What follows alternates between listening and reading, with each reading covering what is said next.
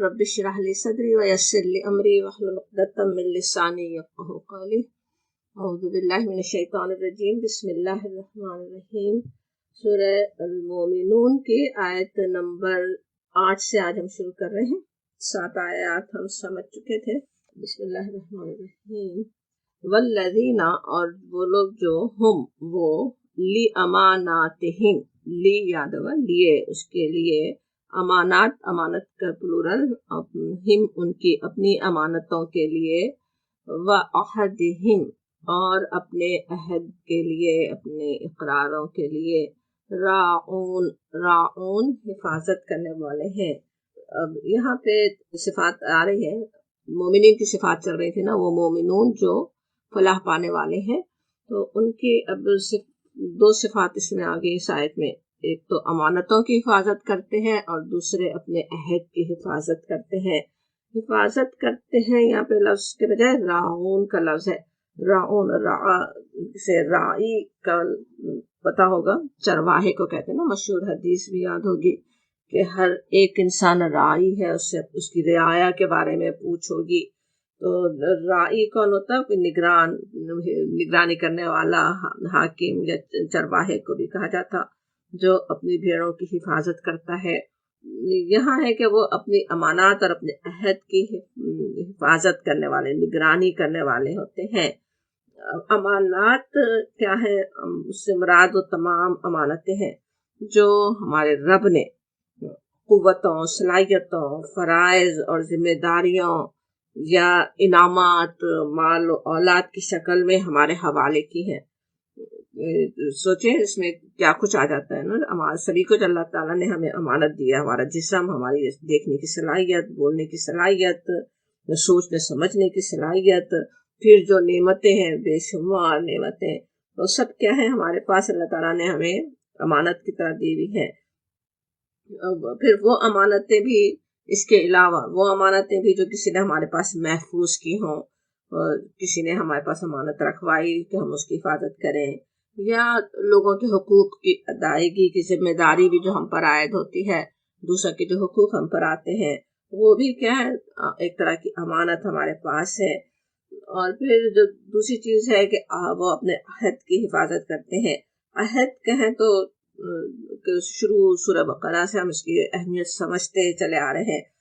अहद कहना क्या है? एक तो बात सबसे पहले जहन उस तरफ जाता है ना, जो जिसका सूरह अराफ में जिक्र आता है कि तमाम रूहों को जमा करके अल्लाह ताला ने तमाम इंसानों को जैसे वहाँ पे पैदा किया, हज़रत आदम अलैहिस्सलाम की पूंछ से निकाला, जितने इंसान दुनिया में आने वाले थे उनकी रूहों से अहद लिया गया, उनसे पूछा गया किसकी बंदगी करते हो, अलस्तु बिरब्बिकुम, कौन, क्या मैं तुम्हारा रब नहीं हूँ? सबने कहा बला, हाँ आप हैं हमारे रब।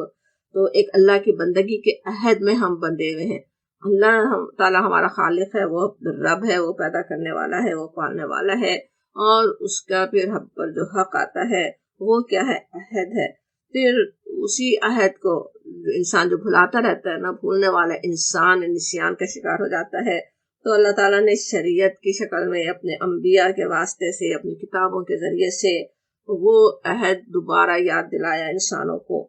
तो वो एक बड़ा अहद है, शरीयत के अहद में हम बंधे हुए हैं। अभी जो हम सूरह बकरा से हम पढ़ते आ रहे हैं कि जो बात कर रहे थे, वहाँ वही शरीयत का अहद याद दिलाया गया ना। बनी इस्राइल का जिक्र हो रहा था, किस तरह पहाड़ को ऊपर उठा के उनसे अहद लिया गया, वो सब क्या अहद थे, और उन्होंने अहद की पाबंदी नहीं की, उसकी बार बार मुलामत होती है। वो सारे अहद क्या है? शरीयत के अहद है, अल्लाह ताला की बंदगी का अहद है। अल्लाह के हम मोमिन बंदे हैं, ईमान लाने वाले बंदे हैं, जब हम इकरार करते हैं तो एक अहद में बन जाते हैं ना, कि अल्लाह ताला की हम बंदगी हर हाल में, हर वक्त करने वाले हैं। तो वो सबसे बड़ा अहद है जो हमें याद रखने की जरूरत है। फिर उसके अलावा सारे अहद भी इंसानों के साथ भी जो हम करते हो, उसमें से कितने अहद हैं जो हम, हो सकता है बड़े तहरीर करके, वादा करके, हम डॉक्यूमेंट बनवा के अहद कर रहे हो, चाहे वो जबानी हो, चाहे वो लिखे हुए हो, या बस सिर्फ अंडरस्टूड ही हो। कितने अहद ऐसे हैं जो किसी, जैसे हम समझे किसी माशरे के फर्द की हैसियत से हम पर आयद होता है, किसी ने हमसे अहद नहीं लिया है कि तुम यहाँ रहते हो, तुम्हें ये इस तरह ये पाबंदी करनी है, लेकिन खुद ही अंडरस्टूड होता है ना कि वो उस अहद की हमें पाबंदी करनी है। एक किसी निकाह में बन गए हैं, वो एक अहद है شوہر پر ایک عہد کی ذمہ داری عائد ہو رہی ہے، بیوی پر ایک عہد کی ذمہ داری عائد ہو رہی ہے، اسی طرح اور بھی کتنے عہد ہم سمجھ سکتے ہیں۔ سورہ معارج میں بھی بالکل اسی طرح کی آیت ہے، وہاں پہ بھی جنتیوں کی صفات بتائی گئی کہ وہ امانت اور امانتوں کی اور اپنی عہد کی حفاظت کرنے والے ہوتے ہیں۔ حدیث میں بھی اس کی بہت ہی تاکید ملتی ہے، بلکہ صحابہ کرام کا کہنا ہے کہ پیارے نبی صلی اللہ علیہ وسلم اکثر خطبوں میں یہ بات ارشاد فرماتے تھے کہ لا ایمان لمن لا امانت لہ ولا دین لمن لا عہد لہ، کہ جو امانت کی صفت نہیں رکھتا وہ ایمان نہیں رکھتا۔ سوچنے کی بات ہے، سرسری نہیں گزر سکتے اس حدیث سے، کتنی بڑی بات ہے نا کہ اگر امانت نہیں ہے، برا خیال نہیں کرنے والا ہے اپنی امانتوں کا، تو نبی صلی اللہ علیہ وسلم فرماتے ہیں لا ایمان علیمن، اس کے لیے ایمان ہی نہیں ہے۔ اور جو عہد کا پاس نہیں رکھتا وہ دین نہیں رکھتا۔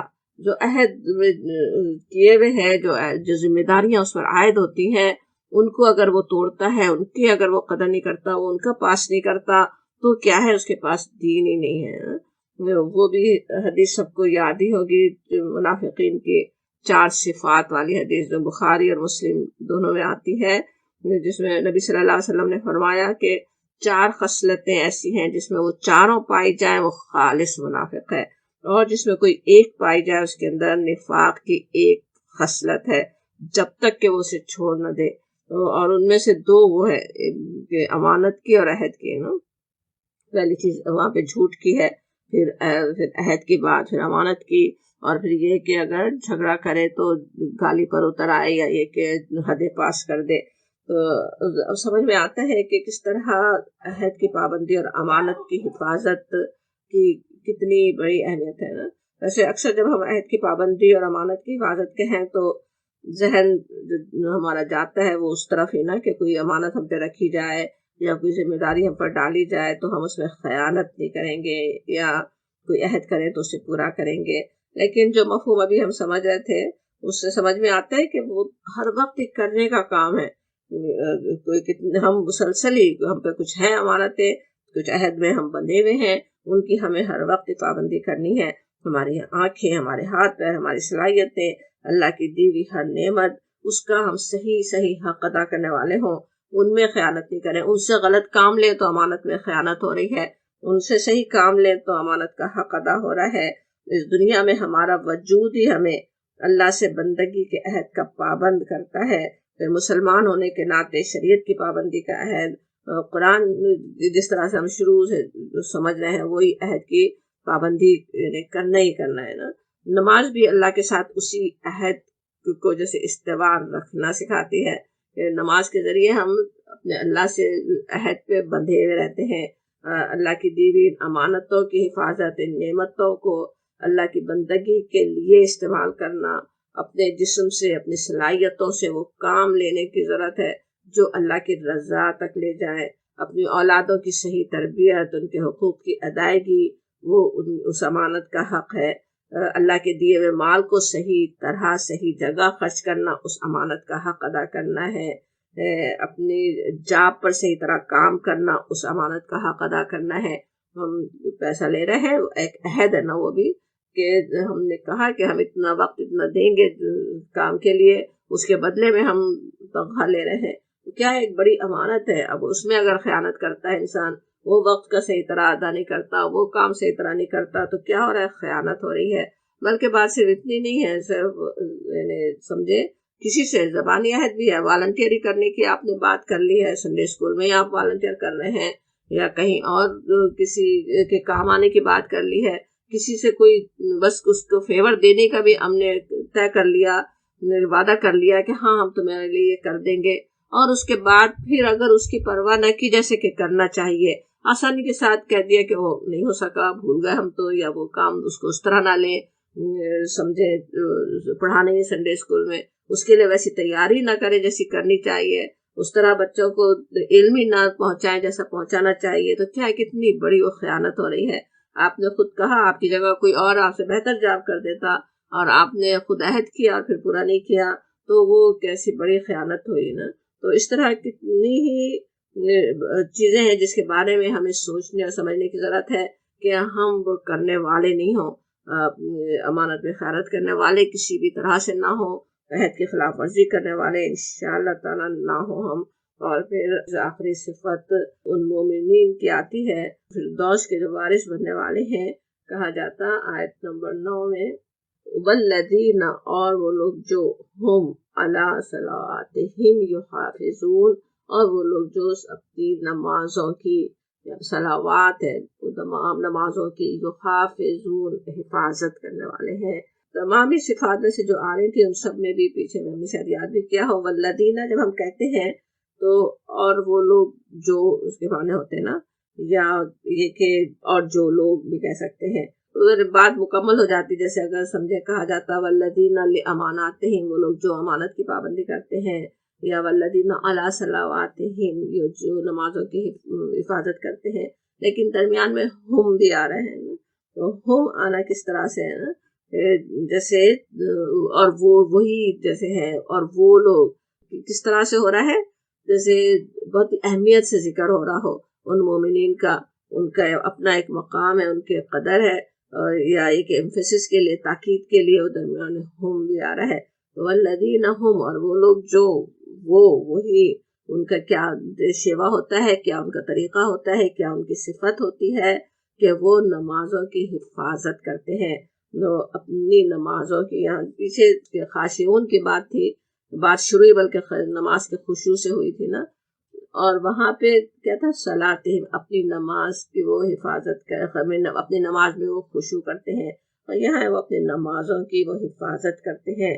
اب شروع میں جو خشوع کی بات، اور اس کے بعد پھر اور بہت سی جو بنیادی اعمال خیر ہے، جو نیکی کے کام ہے، ان کا بیان، اور پھر نماز کا تذکرہ آ گیا۔ سورہ معارج میں بھی جنتیوں کی جو صفات بیان ہوئی، ابھی ہم یاد کر رہے تھے نا کہ وہاں بھی عہد اور امانت کی بات تھی، بالکل اسی طرح وہاں بھی نماز کی بات شروع ہوئی، وہ مسلین ہوتے ہیں، پھر آتا ہے کہ وہ اپنی نماز پہ ہمیشہ قائم رہنے والے ہوتے ہیں، والذین هم علی صلاتہم دائمون، وہ اپنی نماز پہ بڑے ٹھہر کے پڑھنے والے، اس پہ ہمیشہ پڑھنے والے، اس پہ قائم رہنے والے ہوتے۔ اور پھر آخری بات وہاں بھی نماز کی حفاظت کی تھی۔ اس سے سمجھ میں آتا ہے کہ دین میں جو نماز کی حیثیت کیا ہے، اس کا اندازہ ہوتا ہے نا، گویا نماز ایک کوئی جیسے حلقہ یا حصار ہونا پورے دین کا، جیسے اس دائرے کے اندر ساری نیکیاں آ رہی ہوں، اس کے اندر دوسرے تمام احکام شریعت محفوظ ہے نا۔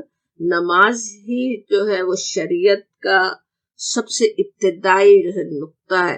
سورہ بقرہ میں قرآن جب شروع ہی ہوتا ہے، بات ہے نا کہ الف لام میم ذالک الکتاب لا ریب فیہ ھدی للمتقین، ہدایت ملتی ہے متقین کو۔ وہ کون ہوتے ہیں؟ جو والذین یؤمنون بالغیب ویقیمون الصلاۃ۔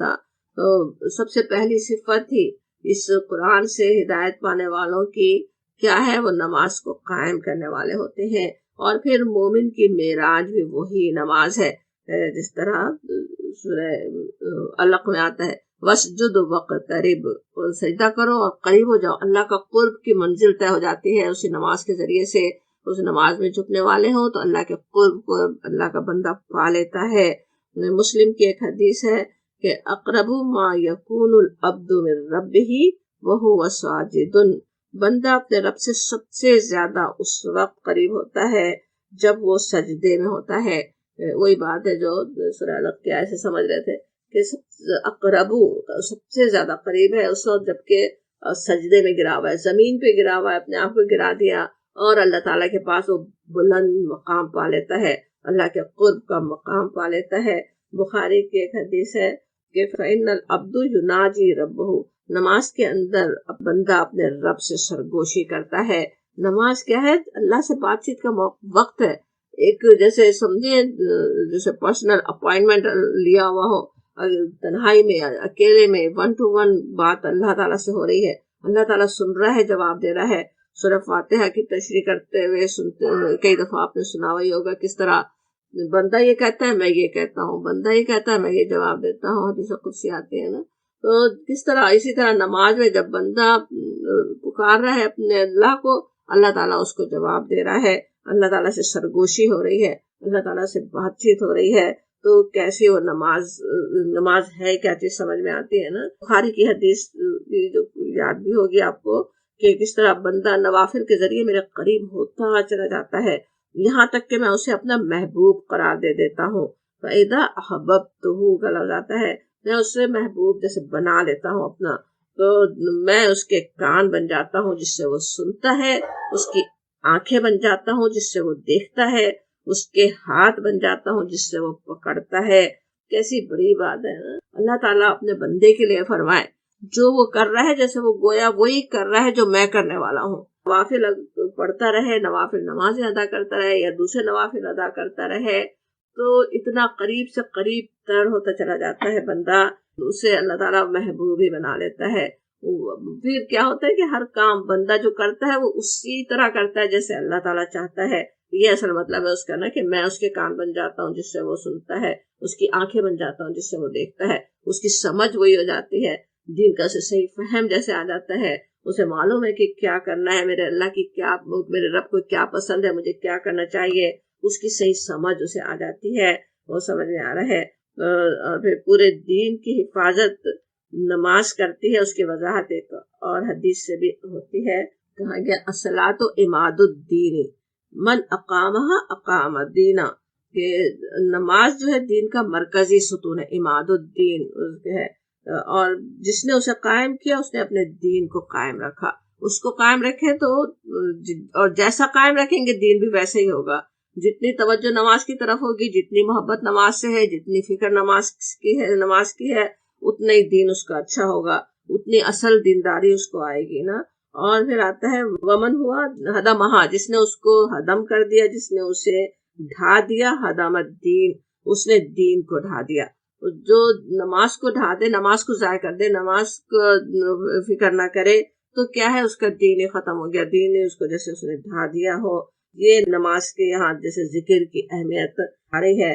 پھر یہاں جو بات کہی جا رہی کہ وہ نماز کی حفاظت کرتے ہیں، اب وہ حفاظت کرنا کیا ہے نا، اس کی اہمیت مشکات میں آنے والی ایک احمد دارمی اور بحقی کی حدیث سے ہوتی ہے۔ وہاں پہ اس حدیث میں کہا گیا من لم یحافظ علیہا لم تکن لہ نورا ولا برہانا ولا نجاتا وکان یوم القیامت مع قارون وفرعون وہامان، کہ جس نے نماز کی نگہداشت نہیں کی، یعنی سب یہ نہیں ہے کہ حفاظت کرنے سے نماز کی کیا کیا مقام ملتے ہیں، جو اس کی پرواہ نہ کرے، جو اس کی حفاظت نہ کرے، اس کا بارے میں کتنی بڑی حدیث میں جیسے وعید ایک طرح کی ہے کہ ولم تکن لہ نورا، اس کے لیے کوئی نور نہیں ہے، روشنی نہیں ہوگی وہ قیامت کے دن، ولا برہانا، نہ کوئی دلیل بنے گی، نہ نجات کا باعث ہوگی، اور قیامت میں اس کا حشر قارون، فرعون اور حامان کے ساتھ ہوگا۔ اب کہنے کو وہ سمجھ رہا ہوں کہ میں کوئی بلیورز میں سے ہوں، میں مسلمانوں میں پیدا ہوا ہوں، لیکن نماز کی کوئی پرواہ نہیں ہے، اس کی کوئی حفاظت نہیں کر رہا۔ یہاں پہ الفاظ پہ ایسے غور کرنے کی ضرورت ہے، یہ نہیں کہا جا رہا کہ اس نے نماز چھوڑ دی، کیونکہ منافقین بھی کٹر منافقین بھی نماز پڑھتے ہی تھے مدینے میں، اور پڑھ بھی سکتے ہیں کبھی بھی، لیکن وہ جس کا دل ہی نماز میں نہیں ہے، جس کا کوئی اس کی فکر اسے نہیں ہے، کوئی اس کی وہ حفاظت نہیں کرتا، اس کے لیے یہ ساری وعیدیں آ رہی ہیں نا، کہ کوئی نور نہیں ہوگا قیامت کے دن، کوئی اس کے لیے وہ دلیل نہیں بننے والی، نجات نہیں دینے والی۔ اور اتنے برے جو انسان قرآن میں جو سب سے برے انسانوں کا ذکر آتا ہے نا، فرعون، قارون، فرعون اور حامان، ان کے ساتھ اس کا حشر ہونے والا ہے، اللہ تعالیٰ اس سے پناہ میں رکھے۔ بالکل یہی بات ہے جو سورہ معون میں ہم پڑھتے ہیں نا، فوائل للمصلین الذین هم عن صلاتهم ساہون، یہ خرابی ہے ان نمازیوں کے لیے جو اپنی نمازوں سے غافل ہیں۔ وہاں پہ فوائل کی بات ہے کہ وہ جو حدیث میں جو تفصیل ہے وہ اس کی قرآن میں ایک لفظ ویل میں آ گئی کہ ان کے لیے بربادی، ان کے لیے خرابی ہے جو اپنی نمازوں سے غافل ہیں، نماز سے غفلت برتتے ہیں۔ اسی لیے قرآن میں دوسری جگہ حکم کی طرح سے بھی یہ بات کہی گئی، کہا جاتا حافظوا علی الصلاۃ والصلاۃ الوسطی، سورہ بقرہ کی آیت 238 ہے۔ حافظو کا حکم ہے، نگہداشت کرو، حفاظت کرو اپنی نمازوں کی اور صلاۃ الوسطی کی۔ صلاۃ الوسطی کے کئی معنی لیے گئے، کسی نے عصر کی نماز سمجھا، لیکن عصر کی نماز سے زیادہ سمجھ میں آتا وسطی، اس کو بھی کہتے ہیں نا جو بہترین، اپنی تمام محاسن کے ساتھ جو نماز پڑھی جائے، تو اپنی نماز کو جیسے بہترین سے بہترین بنانے کے لیے اس کی حفاظت کرو، یہ بھی مفہوم اس کا سمجھ میں آتا ہے۔ ایک اور بھی امین احسن اصلاحی اس آیت کی تشریح میں جو بات کہتے ہیں، ان کے الفاظ میں سنیں تو بہت ہی خوبصورت الفاظ میں وہ کہتے ہیں کہ نماز کے بارے میں ان کا کہنا ہے کہ یہ باغ جنت کا پودا ہے جو پوری نگہداشت کے بغیر پرواہ نہیں چڑھتا۔ غور سے سننے سمجھنے کی بات ہے۔ وہ کہتے ہیں کہ نماز جو ہے وہ کیا ہے، جیسے کوئی جنت کا پودا ہو۔ سوچے تو نماز کی کیسی اہمیت بھی سمجھ میں آتی نا۔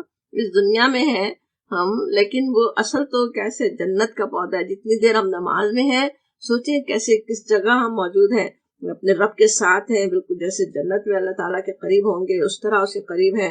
لیکن اس کی اگر پوری نگہداشت نہیں کی تو وہ پرواہ نہیں چڑھتا۔ وہ کہتے ہیں ذرا غفلت اور ناقدری ہو جائے تو یہ بے ثمر ہو کر رہ جاتا ہے۔ اگر اس کی غفلت اس سے بڑھتی ناقدری کی تو کوئی پھل ہی نہیں دے گا۔ جیسے ابھی پچھلی حدیث میں یاد کر رہے تھے، کوئی نجات نہیں بننے والا، کچھ دلیل نہیں بننے والی وہ نماز، اگر اس کی حفاظت نہیں کی گئی تو وہی باتیں کہہ رہے ہیں کہ وہ بے ثمر ہو کر رہ جاتا ہے، کوئی ثمر کوئی پھل اس کا ملنے والا نہیں، بلکہ اس کے بالکل ہی سوکھ جانے کا ڈر پیدا ہوتا ہے۔ بلکہ سوکھ ہی سکتی ہے، اگر حفاظت نہیں کی تو کیا ہوگا۔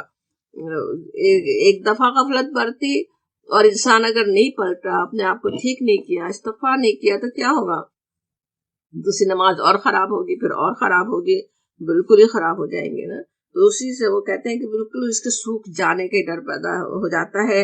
اگر اس کی حقیقی برکات سے بہرہ مند ہونے کی آرزو ہے، یعنی نماز کی اصل صحیح برکات حاصل کرنا چاہتے ہیں، اس کی تمنا ہے، اس کی آرزو ہے، تو کیا کریں، اس شیاطین کی طاقت سے اس کو بچائیے۔ شیاطین کو بھی پتہ ہے نا اچھی طرح کہ وہ نماز بندوں کو کہاں پہنچانے والی ہے۔ وہ بھی اس وقت کیسے چوکنے، کتنے جیسے الرٹ ہو جاتے ہیں نا، پیچھے پڑ جاتے ہیں، جیسے ایک مومن کے پیچھے پڑ گئے ہوں کہ کسی طرح اس کی نماز کو صحیح نہ ہونے دیں۔ تو ان سے بچانے کی ضرورت ہے، ان شیاطین کے محفوظ رکھیں، اور اس وقت کی پوری پابندی کے ساتھ آنسوؤں سے اس کو سینچتے رہیے۔ اور زیادہ بہتر ہوتی ہے نا جب وقت کی پابندی کے ساتھ شروع وقت میں پڑھیں، پورا دل میں خشوع ہو، جب آنکھوں میں آنسو آ جائیں، تب کچھ اندازہ ہوگا کہ رب نے اس کے اندر آنکھوں کی کیا ٹھنڈک چھپا رکھی ہے۔ نبی صلی اللہ علیہ وسلم فرماتے تھے نا، نماز میری آنکھوں کی ٹھنڈک ہے۔ نماز آنکھوں کی ٹھنڈک بننے کا مفہوم سمجھ میں آ جائے گا۔ وہ یہ کہہ رہے ہیں کیسے سمجھ میں آئے گا، اس کو شیاطین کے آفتوں سے محفوظ رکھیں اور اپنے آنسوؤں سے اس کو سینچیے، اس کو خشوع و خضوع اختیار کریں، اس کی اہمیت کو سمجھیں، اس کی حفاظت کریں، تو وہ بھی نماز آنکھوں کی ٹھنڈک ہو جائے، نظر آ جائے کہ کیا کچھ اس نماز میں اللہ نے ہمارے لیے رکھا ہوا ہے۔ انشاءاللہ اللہ تعالیٰ اپنی رحمت سے ہمیں اس طرح نماز پڑھنے کی توفیق دے۔ اب حفاظت کی بات جو ہم کر رہے ہیں، حکم ہی آ رہا ہے نا، جو ابھی ہم نے سورہ بقرہ کی آیت یاد کی کہ حافظوا علی الصلاۃ، یہاں تو مومن کی صفت کی طرح ہے کہ وہ الذین هم علی صلواتہم یحافظون، کہ وہ حفاظت کرنے والے ہوتے ہیں نمازوں کی۔ تو اب وہ حفاظت ہے کیا، حفاظت میں کیا کیا شامل ہے، حفاظت کیسے ہوگی، اس کے لیے سب سے پہلی چیز تو کیا ہے، وقت کی پابندی۔ سورہ نساء کی آیت 103 ہے نا، ان الصلاۃ کانت علی المؤمنین کتابا موقوتا، بلا شبہ نماز وقت کی پابندی کے ساتھ فرض ہے۔ کہ نماز تو فرضی اصل وہ ہے نا کہ وقت کی پابندی کی کتنی اہمیت ہے، قرآن سے اس کا اندازہ ہمیں ہوتا ہے۔ نماز کے دیکھیں پورا طریقہ بھی قرآن میں نہیں بتایا گیا، لیکن صلاۃ الخوف کے بتایا گیا نا طریقہ قرآن میں۔ جنگ سوچیں اس وقت کیسی جنگ ہوتی تھی نا، آمنے سامنے فوج ہے اور کتنے خطرے میں ہے، اس وقت بھی نماز پڑھنے کی اہمیت ہے۔ اگرچہ رخصت ہے دین کا، ہمیں پتہ ہے کہ ہر معاملے میں رخصت ہے، جہاں ناممکن وہاں رخصت ہوتی ہے نماز کو، نہ صرف یہ کہ جماعت چھوڑ سکتے ہیں یا وقت ڈال کر بھی پڑھی جا سکتی ہے اس وقت میں، کیونکہ جان کی حفاظت اس سے زیادہ اہم ہے نا، لیکن پھر بھی اس اہمیت سمجھ میں آتی ہے۔ اس کے علاوہ بھی جو احکامات ہیں شریعت کے، اگر سفر میں ہے مشکل ہو سکتی ہے پوری نماز پڑھنے میں، آسانی دی گئی کہ قصر کر لو، مختصر پڑھو لیکن پڑھو۔ یہ نہیں ہے کہ اب سفر میں ہے تو اچھا ہم جا کے سفر ختم کر کے پڑھیں گے، نہیں، سفر کے دوران ہی پڑھ لو۔ اگر پانی میسر نہیں ہے تیمم کر کے پڑھ لو، تیمم تک بھی کرنا ممکن نہیں ہے پھر بھی نماز پڑھ لو، پاکی کے تک کے لیے بھی پاکی اختیار کرنا نماز کے کتنے اہم میں سے ہے نا، آداب میں سے، اس کے بغیر نماز پوری نہیں ہوتی اگر طہارت کا پورا خیال نہیں کیا جائے۔ لیکن اس طہارت کے لیے بھی اگر پورا ممکن نہیں ہے، غسل تک کی ضرورت ہے، پانی مہیا نہیں ہے، بیمار ہے، نہیں کر سکتے، تیمم کر لو اور پڑھ لو بس نا۔ تو سمجھ میں آتا ہے کہ وقت پر ہی پڑھنا کتنا اہم ہے۔ جب اتنی زیادہ اس کے لیے احکامات ہی سے پر غور کر لیں جو نماز کے بارے میں ہے، اسے سمجھ میں آتا ہے کہ لازماً وقت پہ پڑھنا ہے۔ پھر ہم سب کا تجربہ ہی ہوگا کہ وقت کو ٹال کر بھی، اگرچہ اللہ تعالیٰ نے مہلت دی ہے، ایسا نہیں ہے، سوائے مغرب کے ہر نماز کے لیے تھوڑا وقت ہے، پڑھی جا سکتی ہے تھوڑا سا ٹال کر بھی، اور کبھی ٹال سکتے ہی ہیں، بھوک لگ رہی ہے کھانا کھا لینے کے لیے کہا ہی گیا، یا کوئی اور کسی اہم کام میں مصروف ہے، تھوڑا سا وقت کو ٹالا جا سکتا۔ بلکہ ظہر کی نماز کے لیے بھی اس وقت سخت گرمی ہوتی تھی نا، اس کے لیے تھوڑا سا دھوپ ڈھلنے کے بعد پڑھنا بھی پسندیدہ تھا، سخت گرمی کے موسم میں وہاں اس کی اجازت تھی۔ لیکن جہاں تک ممکن ہو، جب ممکن ہو، خواہ میں وقت کو اگر ٹالیں تو کیا ہوتا ہے، نماز ویسی نہیں ہوتی بہترین جیسی ہونی چاہیے۔ تو جیسے ہی وقت ہو ویسے ہی فوراً ہی پڑھنے کی فکر لگ جائے انسان کو نا۔ کسی اہم کام میں مشغول ہے وہ اللہ تعالیٰ جانتا ہے، لیکن اس کے علاوہ ضرور وقت کے ساتھ ایک تو پڑھنا اس کی اپنی اہمیت ہے۔ پھر دوسری چیز جماعت کی پابندی بھی ہے، حافظو علی الصلاۃ جب کہا جا رہا ہے تو اس کی جماعت کی پابندی کی بھی بات ہے۔ جماعت کا ہمیں پتہ ہے کہ اس کا ثواب ہی کتنا زیادہ ہے، لازماً جماعت کا نظام قائم ہی ہونا چاہیے۔ بلکہ حدیث میں یہ بھی آتا ہے کہ کوئی ایک بستی ہو جس میں 3 افراد ہو اور جماعت کا نظام قائم نہیں ہو تو وہ بستی اللہ کے عذاب کو دعوت دے رہی ہے۔ الحمدللہ اسی وجہ سے ہم دیکھتے ہیں اتنی مسجدیں آج ہیں، اللہ کے نیک بندوں نے اس کی فکر رکھی کہ مسجدیں بنے، قائم ہو، نماز کا نظام قائم رہے۔ یہاں رہتے ہوئے ویسے بہت کچھ اس میں ہم سے کوتاہیاں اور کمی ہوتی ہے، لیکن اس کی اہمیت سمجھنے کی ضرورت ہے۔ اس کی اہمیت جس طرح بھی ہم صلاۃ الخوف یاد کر رہے تھے کہ طریقہ بتایا گیا، اس سے بھی سمجھ میں آتی نا، اس میں بھی جماعت کا طریقہ بتایا گیا طریقے میں۔ تو یعنی اس حالت میں اتنے مشکل وقت میں بھی جماعت اگر ممکن ہے تو جماعت کر لی جائے، طریقہ سمجھا دیا گیا، تو اس سے بھی جماعت کی اہمیت کا اندازہ ہوتا ہے کہ اس کے ساتھ ہی پڑھنے کا، اس کو خواہ میں اس کو ٹالنا، جماعت کا خیال نہ کرنا، جماعت کی نماز کا وہ صحیح نہیں ہے۔ یہاں پہ اگر مسجدوں میں اکثر جانا اتنا ممکن نہیں بھی ہوتا کئی موقعوں پر، تو بھی کوشش ہونی چاہیے صرف گھروں میں بھی نماز کا نظام قائم رکھ لینا انسان، کہ ہمیشہ جماعت سے پڑھنے کا طریقہ اپنے بچوں کے ذہنوں میں ڈالنے کی ضرورت ہے خاص طور پہ۔ اور پھر جماعت میں بھی ٹھیک صف بندی بھی جیسے کرنا ضروری ہے، اس کے لیے بھی حدیث آتی ہے کہ صفوں کا درست اور سیدھا رکھنا اقامت نماز میں سے، بخاری کی حدیث ہے کہ صفوں کو یعنی صحیح طرح جیسے نظام قائم ہونا چاہیے نا۔ سمجھ میں آتا ہے کہ ایک امت مسلمہ کو ڈسپلن سکھایا گیا نا، اس میں امیر کی اطاعت ہوتی ہو، صحیح طریقے سے مل کر کام کرتے ہو، ایک دوسرے کے ساتھ ٹیم بن کے کام کرنا آتا ہو، ہر ایک الگ الگ کھڑا ہو رہا ہو، اپنی مرضی سے کہیں کوئی کھڑا ہے، اپنی مرضی سے کوئی کسی وقت پڑھ رہا ہے، وہ کوئی پسندیدہ چیز نہیں ہے۔ صفوں کا درست ہونا، سیدھی صفیں ہونا، ایک دوسرے سے مل کر کھڑے ہونا، انہیں سیدھا رکھنا، وہ سب بھی بخاری کی حدیث کہہ رہی کہ اقامت الصلاۃ ہے، اقامت نماز ہی ہے۔ اور اس کے بعد پھر صحیح طرح ادائیگی کرنا، صحیح طرح اس کو پڑھنا چاہیے۔ سورہ بقرہ کی آیت 238 ابھی ہم یاد کر رہے تھے نا، حافظوا علی الصلاۃ والصلاۃ الوسطیٰ، اسی کے آگے ہی ہے کہ وقوموا للہ قانتین، اور کھڑے ہو جاؤ اللہ کے لیے قانتین بن کر، قانت بن کر، فرما بردار بن کر۔ پورا نقشہ کیسا آتا ہے نا کہ کس طرح کھڑے ہوں، بالکل جیسے اللہ کے فرما بردار بندے ہیں، اس کے آگے جھکے ہوئے ہیں، پورے خشوع کے ساتھ اس کے جیسے دربار میں حاضر ہیں اللہ رب العالمین کے، اس طریقے سے وہاں پہ کھڑے ہوں، وہ سمجھ میں آتا ہے نا۔ اور اس کو صحیح طرح ادا کرنا، نماز کی معراج تو ہے کہ بہت صحیح طرح ادا کی جائے، اللہ کے قانت بندے بن جائے، لیکن اس کی پرواہ نہیں کرنا نماز کو بالکل ضائع بھی کر دیتا ہے نا۔ کبھی نبی صلی اللہ علیہ وسلم کے سامنے ایک صاحب نے آ کر نماز پڑھی، تو آپ صلی اللہ علیہ وسلم جب وہ نماز پڑھ چکے تھے آپ نے فرمایا کہ تمہاری نماز نہیں ہوئی، دوبارہ پڑھو۔ دوبارہ انہوں نے پڑھی، پھر دوبارہ پڑھوائی، تو پھر آخر وہ پوچھتے ہیں کہ یا رسول اللہ میں نہیں جانتا اس کے سوا طریقہ، تو آپ نے انہیں سمجھایا کہ پوری طرح سے کھڑے ہو اطمینان سے، پھر سجدے میں جب رکوع میں جاؤ تو پوری طرح سے جھکو، اور پھر جب کھڑے ہو تو پوری طرح سے کھڑے ہو جاؤ، اور پھر سجدے میں جاؤ، پھر سجدے سے میں بھی اطمینان سے سجدہ کرو، پھر بیٹھو پوری طرح سے بیٹھو، اور پھر سجدے میں جاؤ۔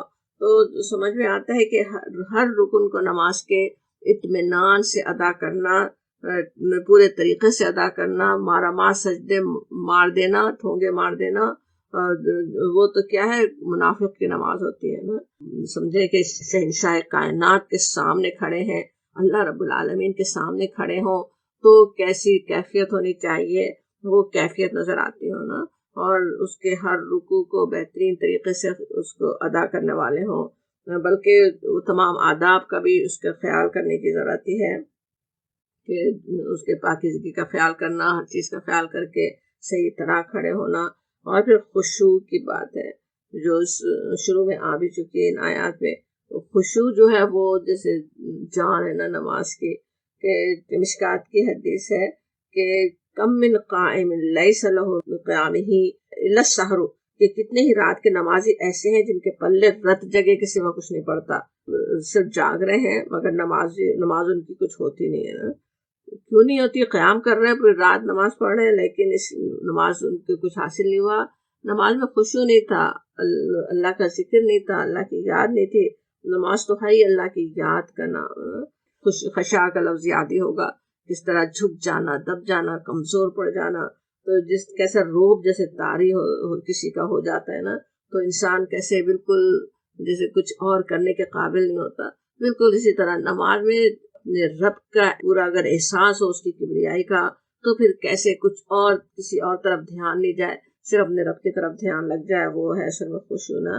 اور پھر ایک بڑی چیز، پانچویں چیز، قرآن پر تدبر کرنا، اس کے لیے بھی مسلم کی حدیث ہے، انما ہی تسبیح و تکبیر و قراءۃ القرآن، انما ہی نماز کے لیے کہا جا رہا ہے کہ نماز تو بس عبارت ہے صرف تسبیح، تکبیر اور تلاوت قرآن سے، یعنی نماز اصل میں کیا ہے، اللہ کی تسبیح کرنا، اللہ کی کبریائی بیان کرنا، اور قرآن کی قراءت، قرآن کی تلاوت کرنا، وہ اصل چیز ہے۔ سورہ مزمل کی آیات ابھی ویسے ہم یاد کرتے ہیں، لیکن وہاں پہ بھی نماز کوئی وہاں پہ قرآن پڑھنے کے لیے کہا گیا، تہجد کی نماز کے لیے قرآن پڑھو، رات کو قرآن پڑھو کہا گیا، حالانکہ اصل وہ تہجد کی بات ہو رہی ہے کہ کھڑے ہو کر اللہ کے لیے نماز میں قرآن پڑھو کی بات ہے۔ وہاں پہ بھی ایک مسلم کی حدیث ہے جس میں آتا ہے کہ وہ 3 آیات جو ایک شخص نماز میں پڑھتا ہے اس کے لیے 3 موٹی اور بھاری گابھن اونٹنیوں سے بہتر ہے، پریگننٹ اونٹنیوں سے بہتر ہے۔ تو اس میں نبی صلی اللہ علیہ وسلم نے کس طرح احساس دلایا، اونٹنی خود ہی اتنی بڑی، عرب کے لیے بڑی دولت جس کا وہ تصور کر سکتا تھا نا، سبھی کچھ اس میں ہے، اس کی گروسری ہے، اس میں اس کے آج کے لیے جو زبردست کار ایک ہو سکتی، بہترین اس کے صحرا میں جس میں سفر کرنا انتہائی کنوینئنٹ ہو، کیا کچھ کام آنے والی، اور پھر وہ پریگننٹ بھی ہو تو کس طرح کتنے سارے اور اونٹوں کا اضافہ ہونے والا ہے۔ تو اتنی جو بڑی دولت ہے جس کی کیسی وہ حفاظت کرے گا، وہ سمجھے کہ صرف ایک نہیں بلکہ ہر آیت کے بدلے جیسے ایک اونٹنے کی بات ہو رہی، موٹی بھاری گابھن اونٹنیوں کی بات ہو رہی ہے، اتنی بڑی وہ دولت ہے۔ ایک سوچے دنیا میں ہمیں تھوڑی سی بھی کوئی فکر ہو تو کیسے نماز خراب ہو رہی ہوتی ہے نا، ایک سالن بھی جل رہا ہو تو نماز صحیح پڑھنا ناممکن ہو جائے، ان ساری چیزوں سے زیادہ کتنی زیادہ بہتر وہ چیز ہے جو ہم ایک آیت جو نماز کے اندر پڑھ لیتے ہیں نا۔ تو اور اسی لیے مسلم کی حدیث ایک یہ بھی ہے کہ سب سے بہتر نماز وہ ہے جس میں لمبا قیام ہو۔ نماز کو بہتر کرنے والی چیز یہ ہے کہ لمبا قیام کیسے ہوگا، زیادہ کھڑا کیسے ہوگا انسان، زیادہ قرآن پڑھے گا تو لمبا قیام ہوگا نا۔ تو اس کے لیے سمجھ میں آتا ہے قرآن کو یاد کرنا، بلکہ یاد کرتے ہی رہنا، یعنی نئی آیات اگر ہم پڑھ رہے ہوں پھر اس پہ غور کر رہے ہوں، قرآن کا مطلب بھی جانتے ہوں، سمجھ رہے ہوں، اس پہ غور کر رہے ہوں. نبی ہر آیت کی جو اتنی بڑی بشارت نبی صلی اللہ علیہ وسلم نے دی کہ اتنی بڑی وہ دولت ہے، وہ دولت کیسے بنے گی نا؟ صرف زبان سے بغیر سوچے سمجھے پڑھ جائے تو کیا وہ اتنی بڑی دولت بن جائے گی آیت؟ اصل تو دولت اس وقت بنے گی نا وہ آیت دل میں اتر رہی ہو، بلکہ نماز میں ہی پڑھنے سے زیادہ سمجھ میں بھی آتی ہے آیات. اس کے کتنے معنی انسان کو اس وقت سمجھ میں آ رہے ہوتے ہیں نا، اس کی گہرائی میں انسان جا سکتا ہے، کیونکہ اللہ کے حضور کھڑا ہوا ہے اس وقت، قرآن کی تلاوت کر رہا ہے، تو وہ بہترین طریقے سے سمجھ میں آئے گا نا. سورہ مزمل میں بھی یہی سب اس کے فوائد بتائے گئے نا نبی صلی اللہ علیہ وسلم کو، کہ کس طرح اگر آپ رات کو عبادت کریں گے تو کیسا وہ سکون دینے والی چیز ہے، کتنے اطمینان کے ساتھ آپ اپنے اللہ کی طرف رجوع ہو سکتے ہیں. دن میں تو اتنے کام ہوتے ہیں، اور یہ کہ بات صحیح کہنے میں وہ معاون بنے گی، وہاں پہ کہا گیا نا زبان سے صحیح بات نکلے گی، صحیح دین کا صحیح فہم آئے گا، صحیح بات کر سکیں گے. تو وہ سب چیزیں اس سے لمبے قیام سے، قرآن کی تلاوت سے نماز میں حاصل ہوتی ہے. تو نماز کی حفاظت کا ایک بہترین ذریعہ وہ بھی ہے کہ ہم اس میں بہترین طریقے سے تلاوت کرنے والے ہوں، اور زیادہ سے زیادہ بھی جتنا ممکن ہوتا ہو تلاوت کرنے کی کوشش انشاءاللہ تعالیٰ کرنے والے ہوں. وہ بھی بات سمجھ میں آتی ہے. اور پھر آتا ہے پھر ہم اس کے نوافل اور سنن کے ذریعے حفاظت بھی سمجھا گیا. نفل اور سنت کے ذریعے حفاظت کس طرح سے ہوگی نا؟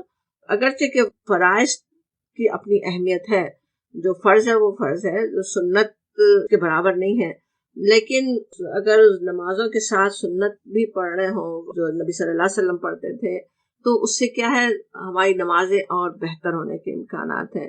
بخاری و مسلم کے ایک حدیث میں ایک شخص کے پوچھنے پر رسول اللہ صلی اللہ علیہ وسلم نے فرمایا کہ تم پر دن رات میں 5 وقت کی نمازیں فرض ہیں. اس نے پوچھا کیا اس کے سوا بھی کوئی چیز مجھ پر لازم ہے؟ جواب میں ارشاد ہوا نہیں، الا یہ کہ تم اپنی خوشی سے کچھ پڑھو.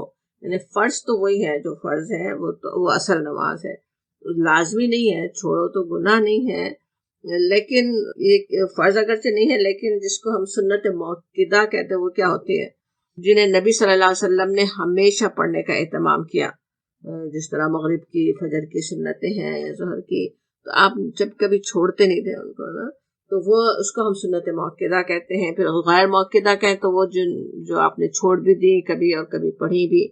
تو جب نبی صلی اللہ علیہ وسلم ان کا اہتمام فرماتے تھے تو ظاہر ہمارے لیے بھی ان میں خیر ہے نا، اسی کے ذریعے سے ہماری تو فرض نماز بہتر بھی ہوتی ہے.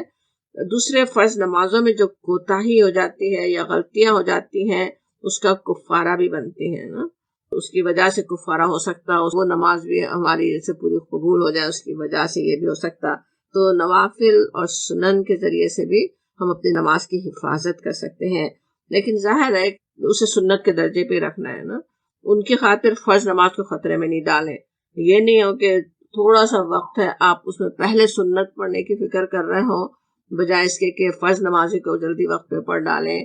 یا کتنی دفعہ ہو سکتا جاس پہ لوگ ہوتے ہیں یا کسی سفر میں ہیں یا کسی بھی طرح ہے، اس وقت اصل فرض نماز پہ اگر دھیان ہو کہ وہ صحیح طرح پڑھ لیں وہ بھی بہتر ہے.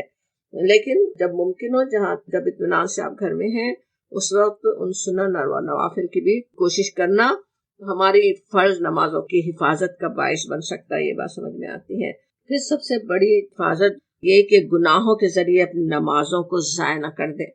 سوچیں کسی بڑے گناہ کبیرہ میں مبتلا ہوں، جیسے شرک ہے، حرام کمائی پر گزارا ہو رہا ہے، حرام کمائی پر ہی انسان پڑ رہا ہے، یا حرام طریقے سے کسی کے مال پر قبضہ کیا ہوا ہے، تو نمازوں کے ضائع ہو جانے کا کتنا اندیشہ ہے نا. نمازی کیا ہوئی نا، شرکی اگر زندگی میں ہے تو نماز کیسے ضائع ہو رہی. پھر دل میں بغض اور کینہ اور قطع رحمی، رشتہ داروں سے تعلق کاٹنا تو ساری ہی عبادتوں کو ضائع کر دیتا ہے نا. حدیث سے عادی ہوں گی کس طرح قبول ہی نہیں ہوتی کسی سے، اگر آپ نے قطع کلامی کی، یہ بات نہیں کر رہا، سلام نہیں کر رہا ایک مومن کو، تو کیا ہے اس وقت آپ کے دل میں بغض بھرا ہوا ہے، تو اس وقت آپ کی عبادتیں اللہ کے پاس پہنچ رہی نہیں ہے.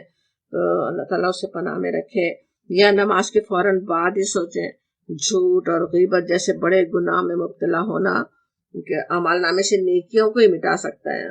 کسی کی غیبت یا کسی کو تکلیف پہنچانے کے بدلے ظاہر قیامت کے دن اپنی نیکیاں دینی پڑیں گی، تو گویا ہماری نماز دوسرے کے اعمال نامے میں جا سکتی ہے نا۔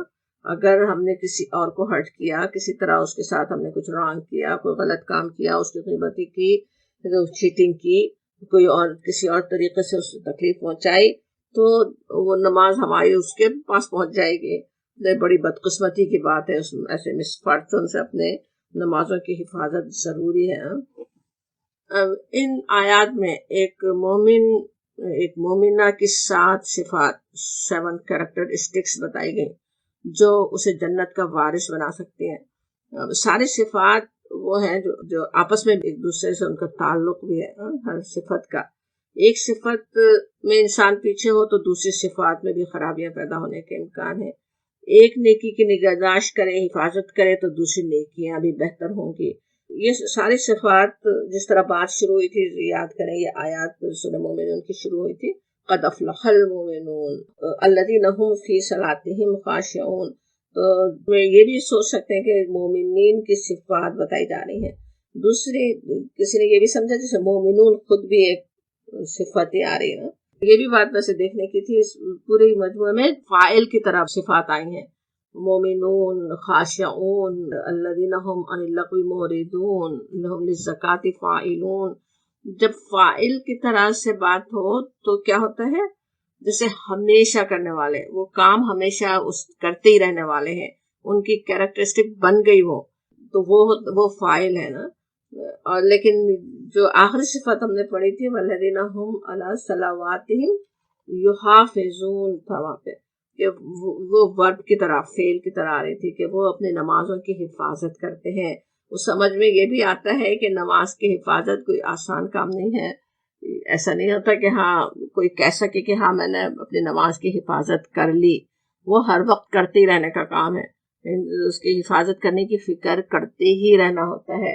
تو وہاں پہ ورب کی طرح سے بات آئی کہ اہم علی صلواتہم یحافظون، اور اسی سے پھر پہلی صفت کسی نے یہ بھی سمجھا کہ مومنون کی صفت ہے، ایمان لانے والے ہوتے ہیں وہ۔ ایک تو بات وہی جو کہ مومنین کی ساری صفات بیان ہو رہی ہے، یا یہ کہ پہلی صفت ان کی کیا ہے، وہ ایمان لانے والے ہوتے ہیں، ایمان رکھنے والے ہوتے ہیں، وہ بات سمجھ میں آ رہی ہے۔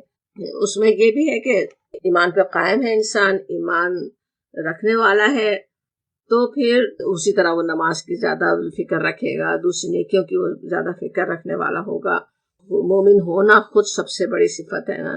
اپنے رب کو بندہ پہچانتا ہے، اس کے کرم، اس کی نعمتوں، اس کی مہربانی، اس کی کتنی مہربانیاں ہو رہی ہیں، اس کا خیال ہے، اس کی کبریائی، اس کی برتری کا احساس ہے، تو اس پر پختہ ایمان ہے، تو پھر کیا ہوتا ہے، نیکیاں آسان ہوتی چلی جاتی ہیں نا۔ اللہ پر ایمان، اس سے تعلق، اس کی عظمت کا، اس کی کبریائی کا احساس، اس کی نعمتوں کی قدر، پھر آخرت پر ایمان، قیامت کے دن اور قبر کی یاد، مومنون میں سارے ایمان بھی آتے ہیں نا۔ تو اگر نماز سے پہلے سوچیں ہمارا دل، ہمارا ذہن، زبان اللہ کے ذکر، اس کی فکر میں ہو، ہمارا ایمان اعلیٰ درجے کا ہو، تو پھر یقیناً نماز میں خشوع اختیار کرنا بھی آسان ہوگا، لغویات سے اراض کرنا بھی آسان ہوگا، اور سب چیزیں ایک دوسرے کے ساتھ لازم و ملزوم ہی کی طرح ہے نا۔ لغویات سے بچنے والے ہوں، نمازیں اچھی ہوں گی، ایمان بہتر ہے، نمازیں اچھی ہیں، لغویات سے بچنا آسان ہو جائے گا۔ نماز کی کیفیت کا اور لغویات کا بھی لازم و ملزوم کا آپس میں تعلق ہے۔ پھر نماز اگر اللہ کی یاد دلانے والی ہے، اللہ کا ذکر دل میں آ رہا ہے، تو ہماری زندگی سے لغویات، بیکار چیزیں کم ہوتی چلی جائیں گی نا۔ بیکار دنیاوی مشغلوں سے بچنا آسان ہو جائے گا اس کے ذریعے سے نا۔ اسی طرح زکوٰۃ کی بھی بات ہم نے جو سمجھی تھی کہ وہ ایک تو نفس کا تزکیے کی بھی بات ہے، یا زکوٰۃ دینے کی، مال کے ذریعے اللہ کے بندوں کے حقوق ادا کرنا، وہ سب بھی ہمارے ایمان کو بڑھانے کا بھی باعث ہے، ہماری نمازوں کو بہتر کرنے کا باعث بھی بن سکتا۔ بے حیائی کی چیزوں سے بچنا، اپنے شرم و حیا کی حفاظت ہمارے دل کی کیفیت کو ہی بہتر کر دیتی ہے۔ شرم و حیا ہو اگر تو کس طرح ایمان بڑھتا ہے نا۔ اسی لیے شیطان کی سب سے بڑی کوشش ہوتی ہے نا کہ لباس اتروا دے۔ لباس کے اترنے سے کیا ہوتا ہے، ایمان ایک دم جیسے گر رہا ہو نا، نیچے ہی چلا جائے، ایمان کی کیفیت ہی ختم ہو جاتی ہے نا. اس لیے تنہائی میں بھی نبی صلی اللہ علیہ وسلم نے ممانعت فرمائی کہ انسان بغیر لباس کے ہو. تو اپنی شرم و حیا کی حفاظت کرنا ایمان کو بڑھانے کا باعث بنتا ہے. اسی سے ہماری دوسری نیکیاں بہتر سے بہتر ہوں گی، سمجھ میں آتا ہے. اور خوشو کی وجہ سے سب سے زیادہ فکر ہم سب کو رہتی ہے کہ کیا ترکیبیں ہمیں پتہ چلے کہ کیسے خوشو پیدا ہو.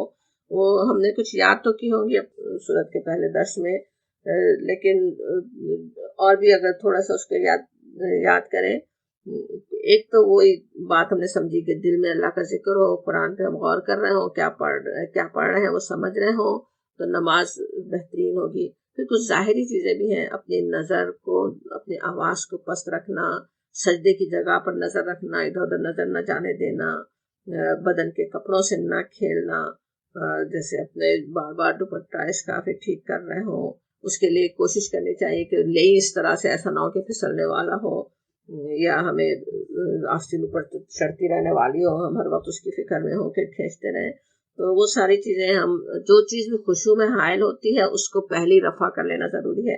اسی لیے حضور صلی اللہ علیہ وسلم نے فرمایا نا کہ کھانا لگاؤ تو پہلے کھا لو، نیند آ رہی پہلے سو جاؤ. تو دوسری حاجتوں کو بھی روک کے نماز پڑھنے سے آپ نے منع فرمایا. پھر ایسی جگہ پر نماز پڑھنا جہاں کوئی ڈسٹرب کرنے والی چیزیں نہیں ہو، لوگ باتیں کر رہے ہوں یا دوسرے پروگرام چل رہے ہوں ان کی آوازیں آ رہی ہوں، ان سب سے بھی بچانا. پھر عشاء کے علاوہ دوسری نمازیں اول وقت میں پڑھنے کی بات بھی ہم سمجھ رہے تھے. پھر وضو کرتے وقت اسی وقت سے نماز کی طرف توجہ ہونا، دعائیں کرنا. وضو کی کئی دعائیں ہیں اصل میں مسنون، اس میں سے ہمیں کچھ تو ضرور یاد رکھنی چاہیے. اس وقت سے ہی اللہ کا ذکر دل میں آنا شروع ہو جائے نا جب وضو کرتے وقت ہی، تو پھر نماز میں بھی اللہ کا ذکر ساتھ رہے گا. پھر سجدے اور رکوع لمبے کرنا، اس میں اللہ کی تسبیح بیان کرنا، اللہ سے بات چیت اس میں کرنا، اپنے سجدوں میں اپنے رکوعوں میں، تو اس سے بھی نماز بہتر ہوگی نا. پھر اپنے آپ کو یاد دلانا کہ آخری نماز ہو سکتی ہے، کچھ ہمیں پتہ نہیں نا کون سی نماز آخری ہو. اگر یہ بھی ہم یاد دلا دیں تو کتنا نماز بہترین سے بہترین ہو جائے نا. تو یہ سب کوششیں ہیں، لیکن یہ سب کوششیں خود بخود نیچرلی ہو سکتی ہے اگر ہم اپنے رب کو اچھی طرح پہچانتے ہوں، اس کی صفات ہماری نظروں میں ہوں، اپنے آپ کو بھی پہچانتے ہوں کہ ہم کیسے عاجز بندے ہیں، کس کے سامنے کھڑے ہیں، جو اندر سے باہر تک ہم کو اچھی طرح جانتا ہے، ہم سے محبت بھی کرتا ہے، ہمیں جہنم سے بچا کر اپنی رضا کے راستے پر ہمیں لے جانا چاہتا ہے. اس رب سے تعلق ذہن میں ہو، رب ذوالعرش عظیم سے ہم جیسے بات کرنے کا موقع ملا ہوا ہے. شیطان اسے ضائع کروانے کی کوشش کرتا جا رہا ہے، لیکن یہ بات یاد رہے ہم کیا کر رہے ہیں اس وقت، شیطان کیا کر رہا ہے. تو پھر شیطان کو، اس کے شیطانی وسوسوں کو بار بار اپنے قدموں تلے خود ہی ہم روک ڈالیں گے. تو انشاءاللہ ہماری نمازیں بہتر بھی ہوتی چلی جائیں، اور اگر ظاہر پوری کامل نہیں بھی ہو سکتی تو اللہ تعالیٰ بہت رحیم ہے، مایوس بھی نہیں ہونا چاہیے. وہ انشاءاللہ ہماری کوششیں دیکھنے والا ہے، اس کو قبول کرنے والا ہے. پھر آیت 10 میں کہا جا رہا ہے اولئک هم الوارثون، یہی وہی یہاں بھی اولئک کے ساتھ ہم بھی آ رہا ہے نا. پھر اسی طرح اللہ کے خاص بندوں کا اہتمام سے ذکر ہو رہا ہے، یہی لوگ ہیں، وہ ہم وہ الوارثون ہے. وارثون کہنے سے کیا کچھ ذہن میں آتا ہے؟ ایک تو یہ کہ لازمن پانے والے ہیں، ورثہ. اور پھر ورثہ حقیقت میں کمائی کی اجرت نہیں ہوتی نا کہ کچھ انسان نے اپنے سے کمایا ہو، گویا وہ اس کا پیدائشی حقدار ہوتا ہے، اپنے باپ کا بیٹا ہے، اس کا حق بن رہا ہے، وہ پیدائشی حقدار ہے. خود ہی کچھ سرکشی کر کے اپنے آپ کو جائیداد سے عاق نہ کروا لے تو وہ اسے مل جاتی ہے، اس کا ورثہ اسے مل سکتا ہے. اسی طرح اپنے نیک اعمال، اپنے اچھے اخلاق سے ایک انسان اپنے باپ حضرت آدم علیہ السلام کی چھوڑی ہوئی میراث کو پانے کا حقدار ہے، وہ اسے جنت کو وہ پا لیتا ہے. ورنہ تو سوچیں کہاں وہ جنت کی اتنی زبردست نعمتیں اور کہاں ہمارے تھوڑے سے اعمال، ہمارے اعمال کا صلہ تو نہیں ہے نا، وہ ورثہ ہی اللہ تعالیٰ اپنی رحمت سے ہمیں عطا فرما رہا ہے. اور کہا جاتا ہے آیت نمبر 11 میں الذین یرثون الفردوس هم فیہا خالدون. جو میراث میں فردوس پائیں گے اور وہ اس میں ہمیشہ ہمیشہ رہیں گے. وہ نعمتیں کبھی بھی چھینی نہیں جائیں گی، ہمیشہ ساتھ رہیں گی. اب وہ فردوس پائیں گے. فردوس جو ہے وہ جنت کے لیے بہت ہی جانا پہچانا لفظ ہے، معروف ترین لفظ ہے، بلکہ نہ صرف عربی زبان میں بلکہ ہے بھی پرشین لفظ ہے، لیکن اور بھی کئی زبانوں میں اسی سے ملتے جلتے الفاظ ہیں. تفہیم میں وہ لکھتے ہیں کہ سنسکرت میں پردیشا، قدیم کلدانی زبان میں پردیسا، اور قدیم ایرانی زبان کوئی جند ہے اس میں پیریدائز، عبرانی میں پردیس. اور بھی انہوں نے ویسے تو لکھے کہ کون کون سے اس زبانوں میں کس طرح اسی سے بالکل ملتا جلتا لفظ ہے نا فردوس سے. اور سب زبانوں میں اس کو ایک باغ کے لیے کہا جاتا ہے، وہ لفظ جس کے گرد حصار کھچا ہوا ہو، بہت وسیع ہو، آدمی کے اس میں رہنے کی جگہ بھی اسی کے ساتھ ہو، ہر قسم کے پھل اس میں پائے جاتے ہوں، اور بھی کئی چیزیں اس میں نعمتیں ساری موجود ہو. تو قرآن سے پہلے بھی وہ کہتے ہیں کہ عرب کلام میں بھی وہ فردوس کا لفظ اسی کے لیے استعمال ہوتا تھا بہت. اب قرآن میں جو ہے وہ بہت سے باغوں کے مجموعے کے لیے آیا، جیسے کہ سورہ کہف میں آتا ہے کہ کانت لہم جنات الفردوس نزلا، کہ ان کی میزبانی کے لیے فردوس کے باغات ہیں، جنات ہیں. تو سمجھ میں آتا ہے کہ فردوس ایک بڑی جگہ ہے جس میں بکثرت باغ، چمن اور گلشن پائے جاتے ہیں. یہاں پہ جس طرح سے کہا گیا کہ وہ فردوس پانے والے ہیں. اب سورت کا سوچے شروع ہوئی تھی فلاح کی بشارت سے، قد افلح، لازماً فلاح پا گئے مومنون. اور فلاح کیسی فلاح ہے، مومن کو کہاں پہنچانے والی ہے، کیا مقام دینے والی ہے، وہ یہاں پتہ چل رہا ہے ان آیات کے مجموعے کے خاتمے پر. کہ حدیث میں بھی آتا ہے، یہاں پہ جیسے سمجھ میں آ رہا ہے کہ ایک مومن کے لیے فلاح کامل ہے وہ نا فردوس کا پا لینا. اور حدیث میں آتا ہے کہ اپنے لیے جنت الفردوس مانگو جب دعا کرو کہ اس کی ہدایت ملتی ہے. اللہ تعالیٰ اپنی رحمت سے ہمیں جو 7 ہی صفات ہیں سوچیں تو ان کو ہم اختیار کرنے والے ہوں. اپنی رحمت سے اللہ تعالیٰ ہمیں توفیق عطا فرمائے کہ ہم ان صفات کو بہترین طریقے سے اختیار کر سکیں، اس کی توفیق عطا فرمائے، اور اپنی رحمت اور اپنے فضل سے جنت الفردوس کے وارثین میں ہمیں شامل فرمائے. اللہم انا نسألک رضوانک، اللہ ہم سوال کرتے ہیں آپ کی رضا کا، جنات النعیم، نعمتوں بھری جنتوں کا. اللہم انا نسألک جنات الفردوس، اللہ ہم آپ سے سوال کرتے ہیں فردوس کے باغات کا. اللہم انی اعوذ بک من النار، یا اللہ ہم آپ کی پناہ چاہتے ہیں. اللہم انا نعوذ بک من النار، ہم آپ کی پناہ چاہتے ہیں آگ کے عذاب سے. ربنا تقبل منا انک انت السمیع العلیم وتب علینا انک انت التواب الرحیم. وصلی اللہ تعالی علی خیر خلقہ وآلہ واصحابہ اجمعین برحمتک یا ارحم الراحمین.